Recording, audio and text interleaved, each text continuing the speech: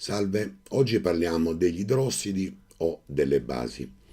Gli idrossidi e le basi sono costituiti da un metallo che si lega con quello che viene chiamato gruppo ossidrile, cioè costituito da un idrogeno e da un ossigeno. Il gruppo ossidrile, ricordiamoci sempre, ha complessivamente valore -1, per cui quando andiamo a definire la molecola, anche qui dobbiamo inserire N se lo stato di ossidazione del metallo dovesse essere maggiore di 1. Prendiamo in esame alcuni composti e anche in questo caso li chiameremo con la nomenclatura tradizionale e la IUPAC. Il primo caso che prendiamo è l'idrossido di sodio. In questo caso sappiamo che il sodio è pari a 1 più 1, il gruppo ossidrile nel suo complesso è pari a -1, per cui la molecola che ne deriva sarà la seguente. Come verrà chiamata? In nomenclatura IUPAC idrossido di sodio e in nomenclatura tradizionale anch'essa idrossido di sodio.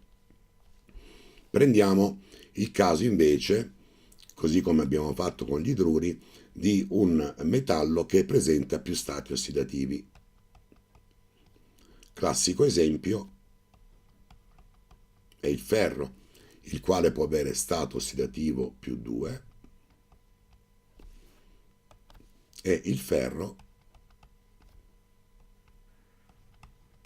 stato ossidativo +3.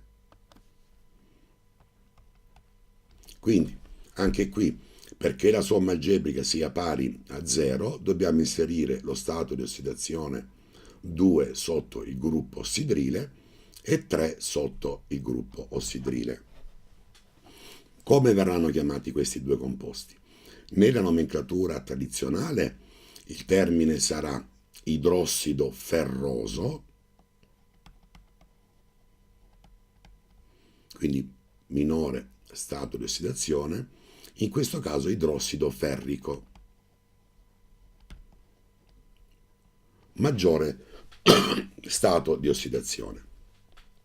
Nella IUPAC invece è piuttosto semplice, in cui quindi come verrà chiamato l'idrossido ferroso? Verrà chiamato come diidrossido di ferro, oppure in questo caso triidrossido di ferro. Un altro esempio, il piombo, che può avere stato di ossidazione +2 e +4. Anche qui per l'incrocio metteremo un 2 sotto il gruppo ossidrile e un 4 sotto quest'altro gruppo ossidrile. Come verrà chiamato?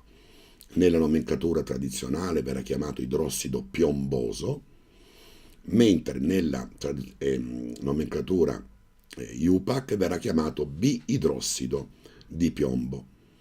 In questo caso il piombo con stato di ossidazione +4, quindi più elevata, verrà chiamato come idrossido piombico, mentre nella nomenclatura IUPAC verrà chiamato tetraidrossido di piombo. Sono, come vi dicevo, delle basi in quanto danno un valore di pH abbastanza elevato. Spero che questa lezione vi sia piaciuta, iscrivetevi al mio canale o schiacciate un like.